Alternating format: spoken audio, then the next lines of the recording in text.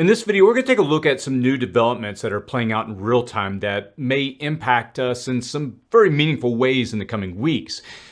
We get a very direct warning from the FBI director regarding hackers based in China that are targeting the United States infrastructure. And additionally, we're going to cover multiple geopolitical developments, including the attempts at a controlled implosion of Evergrande in China, which raises some very real concerns about its global economic impact. Also, both the UK and the US are beginning to move nuclear weapons around amid perceived threats from Russia. And Iran faces heightened tensions as President Biden pledges retaliation for a drone attack by Iranian-backed militants. And there are some fascinating insights we can all take from a recent Muppet, Elmo, from his social media posts. The response has been fascinating and worth discussing. We've also resumed our giveaways, so we're going to announce last week's winner, and we'll tell you how you can put your name in the hat to be this potential winner for this week. Now, as we always say at the beginning of these videos and these news segments, the goal of this channel is to inform you of things you need to be aware of and to educate you with practical solutions. I spend a lot of time studying what's happening worldwide to better understand how I can prepare. Now, I do these videos with the intention of not scaring, but informing. In the last few weeks, we spent a lot of time as a team. We put together detailed videos. We put a lot of, I'll say it kind of lightly, we put a lot of money into this to try to create content to really help you prepare your number one prep, which is your physical fitness. And I'll link to the playlist below, and I would encourage you to check those videos out. Also, at the end of the video, I'll share some practical things I've been working on this past week. Plus, I'll post a link below to a survey that we just released. And if you have a moment to fill it out, it would help us a lot as we shape the content on this channel over the next several months. Your input will really help us to determine where we go with this. All right, there's a lot to cover, so let's go ahead and jump in. China.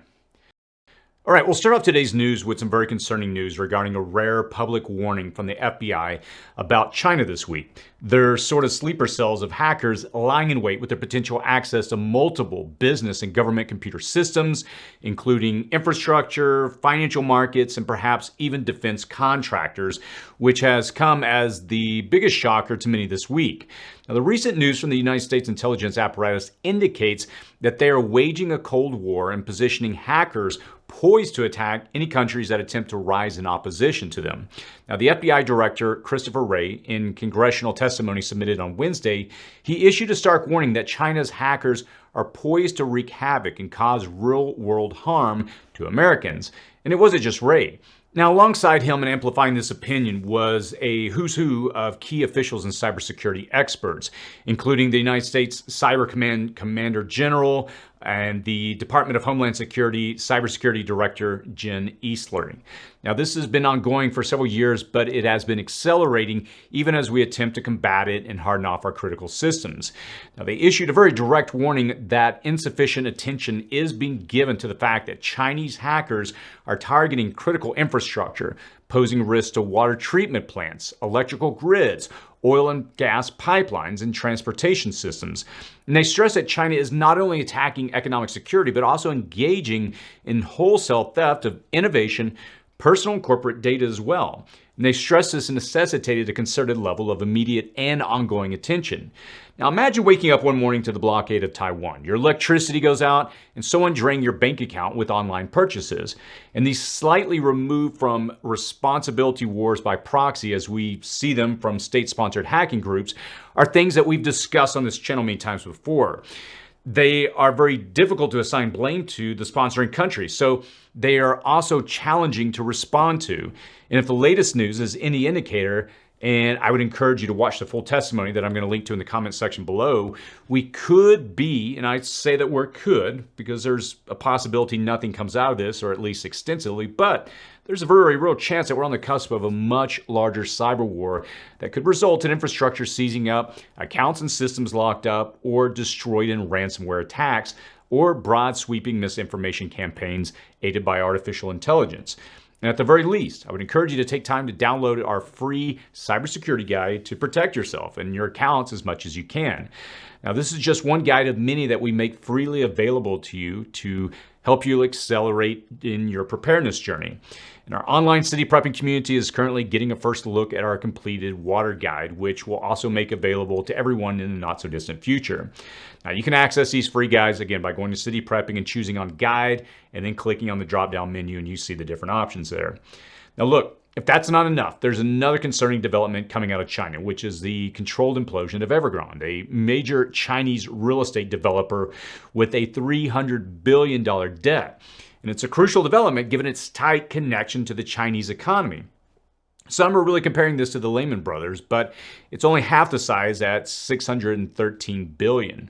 And I'm not going to go into too much detail as we've covered this for a while, but I'll link to a video we did about a year ago and how China was attempting a slow collapse if you want a more in-depth analysis of what's going on with that situation. To summarize the impact of this implosion, though, the most significant problem for the Chinese is that the real estate for them has been one of the only investment opportunities they've been given. And as a result, maybe you and I might have stocks and IRAs, saving bonds, or even precious metals that are tucked away somewhere. The typical Chinese household has 70% or more of their asset wealth in these apartments, most of which fall into this company. Now, even a controlled collapse will profoundly affect China's economic trajectory, posing potential risk of global deflation for businesses and consumers worldwide. Now, a collapse of the Chinese economy would trigger a global economic slowdown affecting international trade, financial markets, and commodity prices. And look, the interconnectedness of the global economy, of which China makes up about 20%, really underscores the potential for widespread repercussions impacting economic growth, financial stability, and geopolitical dynamics worldwide. And if China takes a nosedive, will they take other countries with them? We all remember what that was like in 2007 with the United States housing market, in 2008 crashing, and how we took other countries with us. We really have to first consider the tendency of failing governments and failing world leaders to seek distraction in these situations by instigating global conflicts. And it's much easier for a country's population to really swallow their economic collapse if they feel passionately about a foreign adversary, invasion, or encroachment. And we see this tendency and strategy playing out worldwide in some form or another. So we have to ask if China might seek to distract its people from its empty pocketbooks by further stoking conflict in the South China Sea and our allied countries there. Perhaps they might attempt to distract with something a little closer to home, like a blockade of Taiwan. And the recent actions appear to point to this strategy. And if they carry through with this plan, or they provide more overt support to either Russia or Iran, would the rest of the world be able to stop them? So, what's your thoughts? Are you concerned about either of these developments coming out of China? Europe. Now, we don't often see open movements of nuclear warheads and test-firing nuclear-capable missiles, but the UK and the US are reminding Russia and China that nuclear retaliation is always a potential option, even if cyber attack were to cripple one or both of these countries. Now, the recent demonstration of joint strength between the United States and its European allies, mainly the UK, encompasses two notable actions: the UK's nuclear submarine tests and the planned deployment of nuclear weapons. In a significant display of its nuclear capabilities, the UK's nuclear submarine HMS Vanguard sailed into the Atlantic to test a Trident II D5 nuclear-capable missile, marking the first such event since 2016. And the submarine is armed with up to 16 Trident II missiles, each carrying over 20 times more powerful British-made warheads than those used in World War II. Now, the submarine's test firing aimed to validate its readiness to re-enter service. And simultaneously, the U.S. plans to station an undisclosed number of nuclear weapons in eastern England, responding to heightened threats from Russia. Now, the specific nuclear weapon, the B-61-12, is 3 times as powerful as a bomb dropped on Hiroshima in 1945. And the planned deployment coincides with the construction of a new nuclear weapons facility at RAF Lakenheath. Now, the US, UK, and France are the 3 NATO member countries known to possess nuclear weapons. And additionally, the United States has implemented a policy known as nuclear sharing, which involves the deployment of US nuclear weapons in certain NATO member countries. Now, this practice is already in place in Belgium, Germany, the Netherlands, Italy, and believe it or not, in Turkey. Now, concerns have been escalated following a leaked German military document envisioning a worst-case scenario of a victorious Moscow initiating a war with NATO after the Ukraine conflict. And we covered that in our video last week, which I'll link to in the comments and description section below if you're interested in checking that out. Now, as a key NATO member and the second largest contributor of military aid to Kiev, the UK faces heightened security considerations, prompting NATO officials, including Admiral Rob Bauer and British Army Chief General Patrick Sanders, to urge citizens to prepare for a potential all-out war with Moscow in the coming decades. Now, we seem to be marching in that direction, which is why we emphasize personal preparedness on this community. So what's your thoughts? Does Europe have decades before a potential war starts, or is that an overly optimistic timeline? Let us know in the comments below. Iran. President Joe Biden has declared that the U.S. will respond to a recent drone attack on a U.S. base in Jordan by Iran-backed militants, which resulted in the death of 3 American soldiers. Now, the retaliation would involve multiple strikes on deliberate targets over several days. And while Biden emphasized that the U.S. is not seeking a broader conflict in the Middle East, the situation really poses a challenge as the administration aims to respond decisively without escalating regional tensions. And the Iranian-backed group Hezbollah, believed to be responsible for the drone attack, announced a temporary suspension of military operations against U.S. forces, adding complexity to the evolving scenario. And for the U.S., it's far too late for the militant group to back away from the fight now and claim its innocence. Defense Secretary Lloyd Austin stated that the United States is determined to protect its troops and interests in the Middle East. And the potential retaliation has really raised concerns about the risk of a broader conflict. The situation is unfolding against a backdrop of ongoing hostage negotiations and strained relations between the United States and Iran, highlighting the complex diplomatic challenges faced by the United States. Iran has denied direct involvement in the drone attack, but warned of a decisive response to any attack on its territory or interests. Now, the most recent direct armed conflict between Iran and the United States occurred in the late 1980s, concluding with the Operation Praying Mantis. In that operation, U.S. Marines, along with ships and aircraft, successfully dismantled Iranian naval and intelligence facilities situated on 2 non-functional oil platforms in the Persian Gulf. Now, the diplomatic landscape is further complicated by the multifaceted nature of conflicts in the region involving multiple Iran-backed groups. And Iran really continues to fight a proxy war against Israel in the West through its direct material and operational support of Hamas, Hezbollah, the Houthis, and the Palestinian Islamic Jihad that are all operating out of every country around Israel and throughout the Middle East, and supporting Russia's war against Ukraine. So what do you think? Will this war escalate, or will cooler heads prevail? Giveaway. For this week's giveaway, we're going to give away the Survival Medicine Handbook. To enroll, all you have to do is click the like button and post a comment below, and in the future video, we'll use a tool to draw a winner randomly from the comments on this video. And for last week's winner of the water storage container, the winner was Amy Hartman. We're going to reach out to you shortly to get that sent to you. Elmo. You've probably seen this recent social media post that's been garnering a lot of attention. It's a social media post where the Sesame Street Muppet, Elmo, poses question. Elmo's just checking in. How's everybody doing?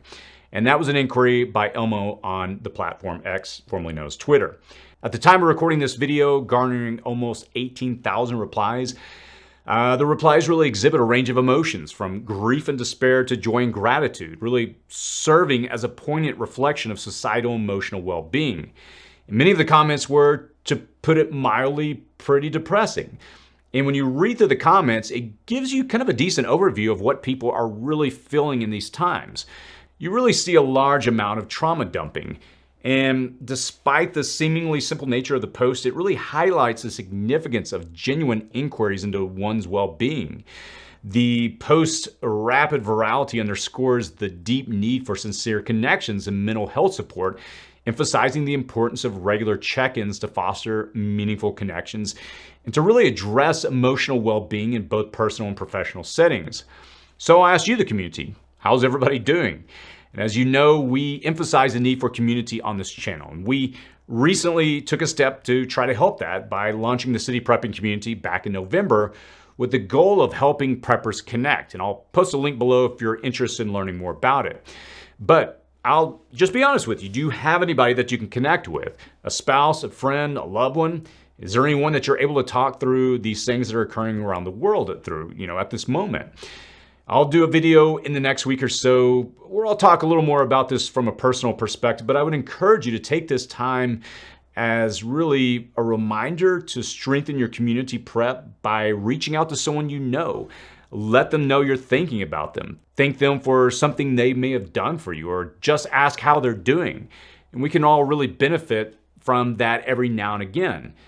I've developed a new friendship with an individual lately that's taught me a lot. And one of those things is just letting people know that you love them and just genuinely saying that to people. It's something that I was not really used to saying most of my adult life. But I've really come to a point lately where I realize life is too short not to let others know that.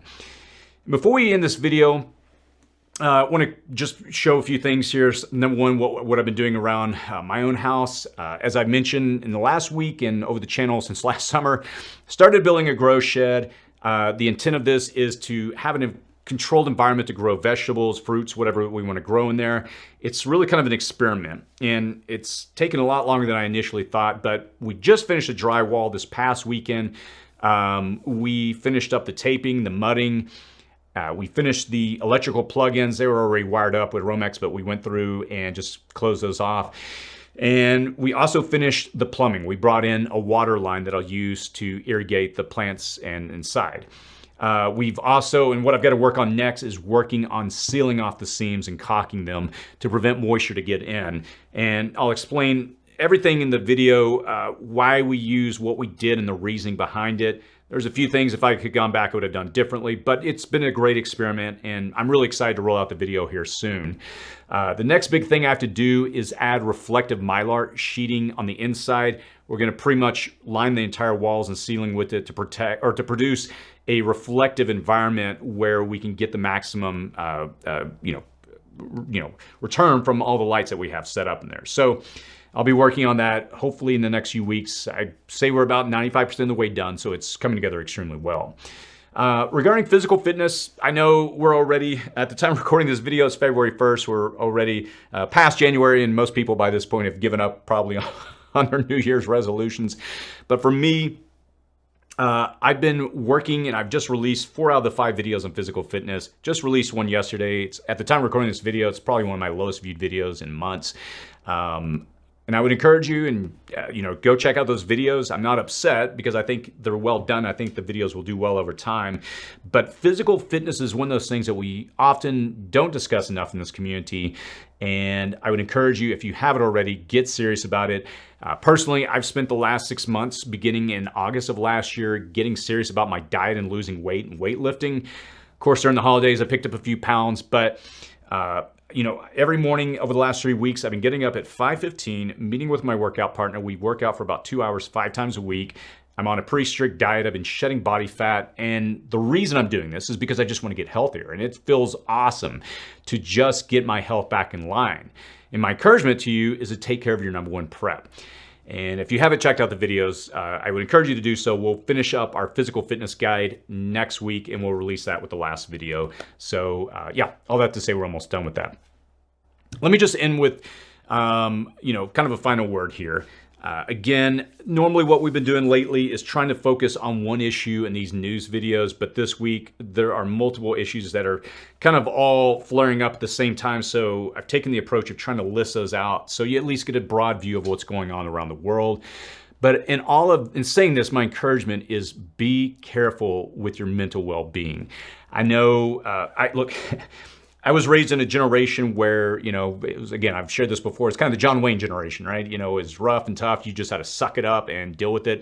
And there's times in life where, I think that's something you got to do. But, as of late, I've really been learning to, mostly through friendships and close people, to open up and share and talk things through. And for me, it's been a huge relief because in preparedness, a lot of times I think we all understand there's a heavy weight when you understand what's playing out in the world and how these issues will very, very likely continue to escalate. I had a conversation with someone last night on Instagram. We've talked a lot for the last several years. He's always been a source of encouragement to me. And, I just had to admit, it has been tough lately for me. There's times where, I go through a range of emotions, but, for me, I realize that I have an opportunity to prepare, and that's what motivates me and drives me every day. I've got a family that depends on me, a wife, our children, and I count it as a blessing that I have my health, that I have you, the community. I feel like a very, very wealthy man because I have good friends, I have good relationships, and I consider that wealth to me. It's not the money at the end of the day that has brought fulfillment, but it's connections and it's people that are there. It's a community. And so, as we stated earlier in the video, if you don't have that, I would encourage you. I know we oftentimes in this community tend to be kind of, have a lone wolf mentality in a lot of ways, but I have found so much value lately in closer relationships. I don't know if it's a function of getting older that I realize how valuable those relationships are. But look, I know a lot's playing out right now, but we've got this. And as preppers, that's why I don't focus on doom and gloom on this channel, because I don't want to focus on the negative. I don't want to get caught up in the cynicism of it all. Yes, it's okay to acknowledge problems, and that's what motivates and drives me to prepare. And I hope that's, the same for you, or whatever your motivation is. But please take, courage during this time that yes, a lot of things are happening, but we got this. If you have any thoughts, any feedback, feel free to post that below. And as always, stay safe out there.